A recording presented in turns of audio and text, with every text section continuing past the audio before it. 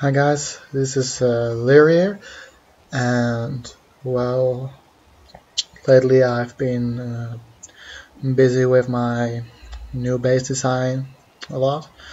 Um, I call it Death Clover, and that's actually because, well, the Here Be Monsters part of my base looks like a clover, and when I redesign it to an anti-raid setup, well, it just brings death, so I'm calling it Death Clover, and if you're using it, call it Death Clover, because yeah, it's just an awesome name, it's an awesome base, and well, I'm doing Wave E here without garrisons, just to show you it is possible without garrisons, and I'm using purple garrisons, but I would have done it without purple garrisons too, but I'm actually leveling the legends that are in the purple garrisons.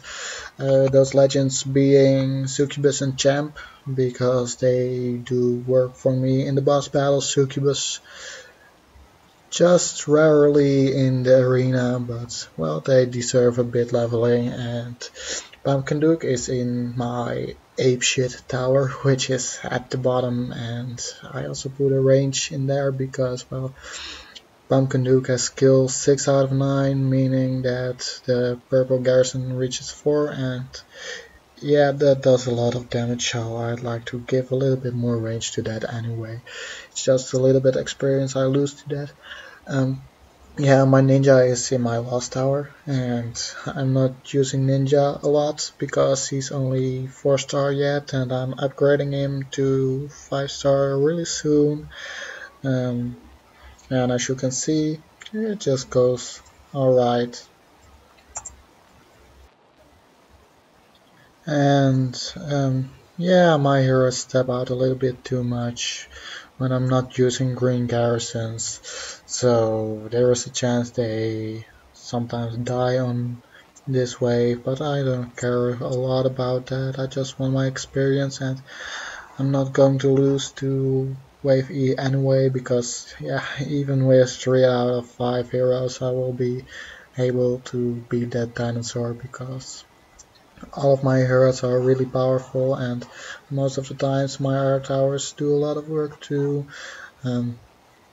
They don't have much health or damage because they are only level 5, and well, the bottom is level 6 and the top one is being upgraded to level 6 and will be level 6 at the end of this video, because well, I took a bit of time recording all this stuff I made into this video. It's becoming quite a long video, and well, that's why I'm also putting in tags in my description, skipping you to the different subparts of my video showing different kinds of base. And what I'm also wanting to talk about is, well, my base design and just the basic principles of it, because well, I designed this base because I wanted the base to be good at raiding and good at Here Be Monsters, as I told you last time. Why it's good at Here Be Monsters is, well, first of all, it abuses pathing. As you can see, the waves try to walk around and walk through the heroes and attack the tower, and that means that all my heroes can aggro at the wave at the same time, leaving no one behind. And well, the other half of the wave tries to bridge to the walls, giving the heroes extra time to deal with the wave, because half the wave has to deal with in the early stage, the other half at the second stage of the wave, and well, it just makes it a bit easier, as you can see. Yeah, and I'm going to explain the second part of my Here Be Monsters in a moment. First of all, I want to show you an arena matchup. I'm not sure what I'm going to see because, well, I just skipped to this one. This is my split lane setup, and I always use this split lane setup my first run if I don't know someone, and well, I know Dafozz I can beat with this setup, and as you can see, my Druid Spirit Mage combo goes at the bottom and kills both their heroes before they can do anything. My Atlantic Core slows down the middle a bit, not too much though, but well enough for my Pumpkin Duke to get his proc off, to reload my Spirit Mage fast enough to proc before Druid and Spirit Mage does, and well, it's game over from there. And as you could see, that was a really powerful snowzilla because well, he went really fast through that shine. And well, I'm going to show you a second one, second E, and this time with green garrisons, setting my base up a little bit larger so the heroes won't step out too early. Anyway, first of all, pathing. Second of all, the spawning places. Well, what you can experience at the corner base is that when 2 or more waves spawn at the back of your base, you will get really hurt because, well, your heroes will be taken out quite quickly, and that means that the corner base actually has bad spawnings, and that is quite an advantage of this base, that because it's fully symmetrical, it doesn't have any bad spawn places, and that also means that if a wave spawns 2 times at the same place, it doesn't matter because well, it's designed to do that actually. And yeah, it also abuses the pathing of the first wave, which it will let go all the way around, and that's also a crucial part of this base. The first wave is almost always negated, and the second wave most of the time too, and now it will be the third wave that will be negated because half of the circle is still standing, and as you can see, this wave will focus on the circle because the circle is closer, which means the Mecha Man walking through the tower first. My Thunder God will step out, I believe, and give a few procs, take out half of the wave that is walking around, and well, this is just a beautiful part because it splits the Mecha Man and the heroes and the troops in the first few waves because the circle is still standing, and that means that the heroes have a whole another aggro point than the Mecha Man have, giving a lot of time to deal with those waves, and those early waves are really crucial to beat without any losses, because if you lose something on the first wave, you're probably going to lose. And well, third part of this base design is that, well, the power balance is really good because the arrow towers do around as much work as the heroes does, which is fairly balanced because, well, at the corner setup your heroes do the most job, but when you use a rectangular setup like I'm Too Awesome and SpongeBob had in the earlier stages of this game, well, you're taking more advantage of your arrow towers, and well, this base takes advantage of both being the arrow towers in the first few waves because they circle all around and the arrow towers do a lot of job there, and well, the heroes doing a lot of job when the waves come in, and the towers even doing a lot of job when the waves come in because, well, they fire all 4 at the same time and they get a lot of time to fire actually, and that still amazed me. And as you can see, E5 comes in again and doesn't stand a chance against 4 of my towers, 5 of my heroes. So yeah, that's a beautiful part of this base. If you can consistently beat a wave because you have enough power, you can consistently beat that wave because yeah, I don't think there's much that could be screwed up actually, except for losing to a Soul Griffin, which I almost had one time. The timer went to 3 seconds and the Griffin just destroyed the building. He need to get through to get into range of my arrow tower. And I was like, oh, that feels so good.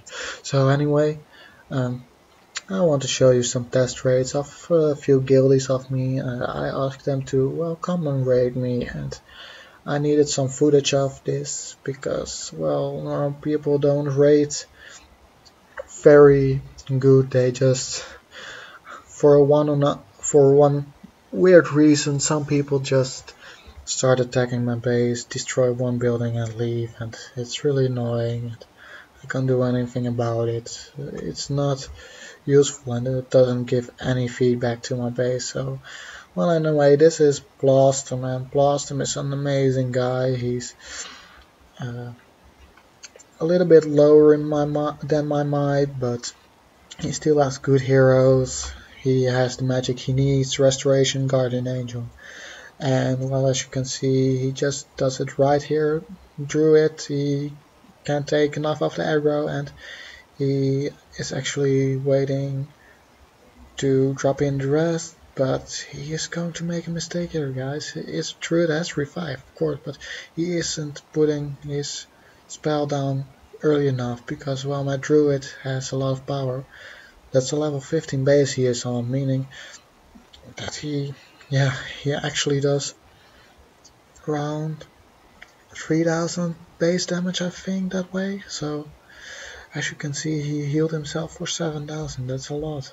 And well, here he has a little bit of luck because he took out Spirit Mage with a proc and he gets to the core of my base. But well, this is one of the weaker points of my base. When you can breach through with enough good placements, you get some, but you don't get all. And if you lose all your heroes, I'm still satisfied. I'm just aiming for a base that is either killing all your heroes and losing a lot of resources, or just getting 100%ed and at least killing one of your heroes, because, well, I want to feel good about how my base does, and I don't mind about the resources. I just mind about, well, I want to punish you for attacking my base, and that's what you're going to see here again. He's trying again, and he tried 4 times actually, because, well, he got a bit mad that it wouldn't succeed every time.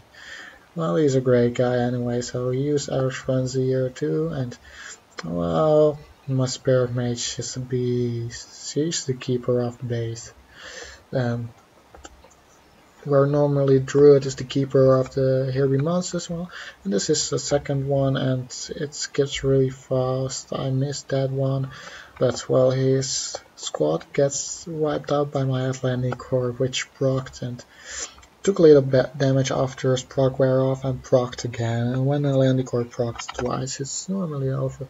Anyway, this raid he's coming in from the top and he's doing good in this one, but still, it's a tough base, guys, and this is all what it's about, splitting the heroes up and having a tough time aiming where your heroes go. And as you can see, well, Spirit Mage already died to my Druid. Druid is 116, but he's on a level 15 base, meaning virtually Druid is actually 146, 150 regarding to the power. And, well, you saw Spirit Mage proc again right there, and that was awesome. Anyway, that was Blastem. Now let's go to Ghostbuster, also known as Alanlianov. Yeah, he's the one of the Sen 7 video, guys. He restarted, he came into our guild, and he's a beast now already 10 days in, and he is entering the top 100 in the arena. And, well, he is a great guy, he's nice, and he is just so good at playing this game. And, well, as you can see, he knows right how the pathing works, and he knows he doesn't want to split up, so he tries to clear a few buildings first and make sure his Druid goes the way he wants to go. But, well, he's gonna try and take out Druid right here, and from there his heroes still split up. So yeah, as you can see, he will be dropping his heroes right about now, I believe. I don't know why they're not coming. Is it a little bit later? Is it now? Is it now? Yes, it is now. And as you can see, they target through it, but as soon as they target through it, they will go all the way around, because that's just the way the base works, guys. And well, I really like this base, and I really like this setup. And it may not be the best against raids, and it may not be for sure the best against HBM monsters, but I know I'm having success against HBM monsters, and I know I like to see this kind of raids, guys. And well, Alan did his job and he tried his best, but yeah, it just would not succeed him, just because my Spirit Mage is a beast there and my towers are really strong. And well, this base is designed to take advantage of those towers. So anyway, last one, Sakothegreat. Yeah, guys, and he is actually great. He's 17k in might, and he's also one of my guildies, and he's arguably one of the better raiders around here in Castle Clash. At 17k might with only 90-ish heroes, he knows how to raid.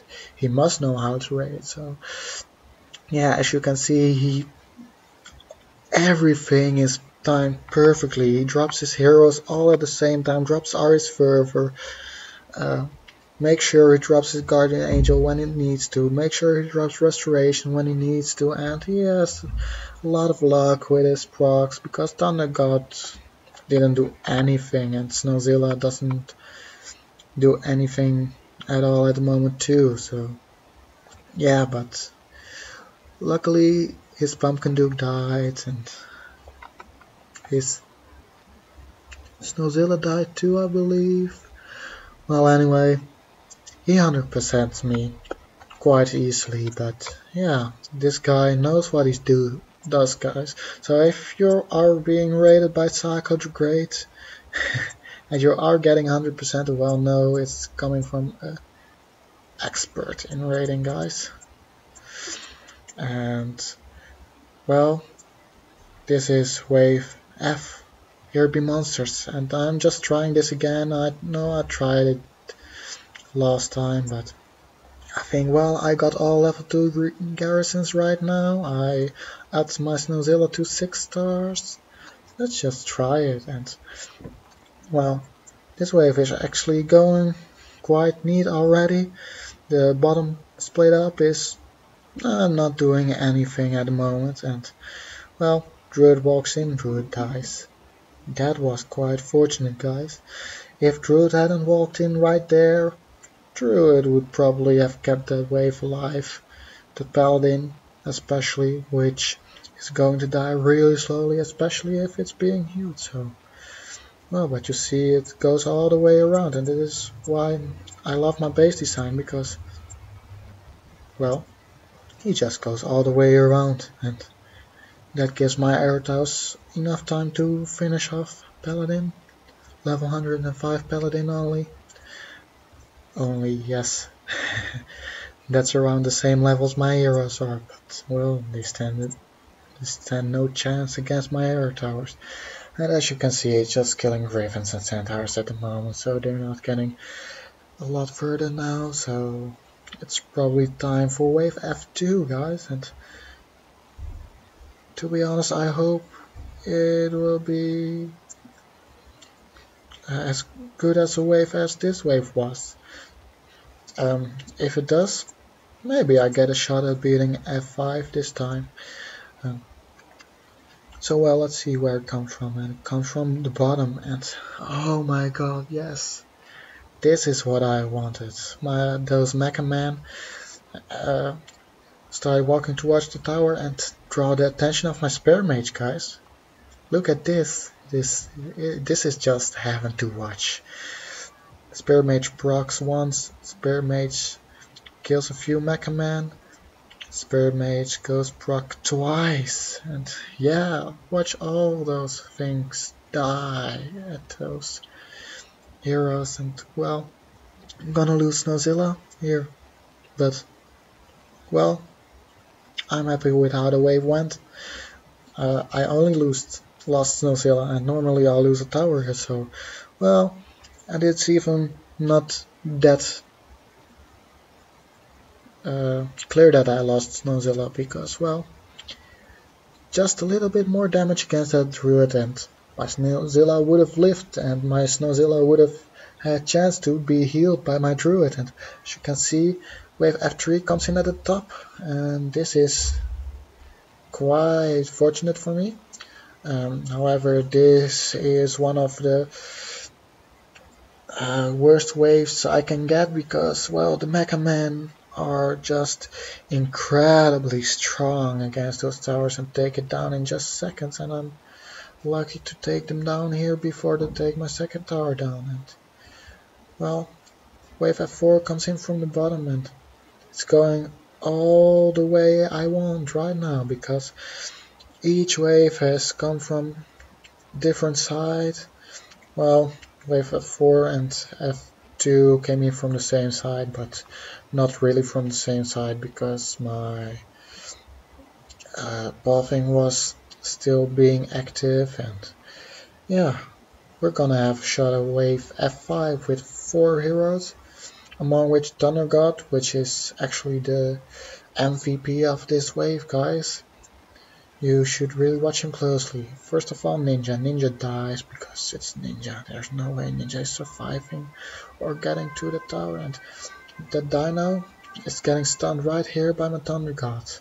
And, well, my Berserk Thunder God gets to load really fast again and stuns again. And that means that the Dino is actually dead. And look at this, my Druid is doing great job there. And my Thunder God gets time to whack around and stun again, and well, yeah, it's done. Wave F5, I cleared it with my new Death Clover. So yeah, I think that base is actually amazing. Well, now I'm going to do boss battle with my guild in just a couple of minutes, and I'm going to edit this so it's really short. And as you can see, I did 10 million damage lost battle, and I will try to keep my second spot there, but I first will try some new testings, tanking with Druid and putting snowzilla in the team instead of Atlanticor, but as you can see, it doesn't go very well. My Druid just is not high level enough, and this goes wrong again, and just try one more time and wait till Druid gets aggro, but nah, it's just, it goes so fast, and that boss does a lot of damage, so I think I may need to do this on my phone if you want to test it thoroughly, because I can put in snowzilla a lot later that way, meaning that the boss will proc less quickly. But, well, this is the reason that I am doing so much damage.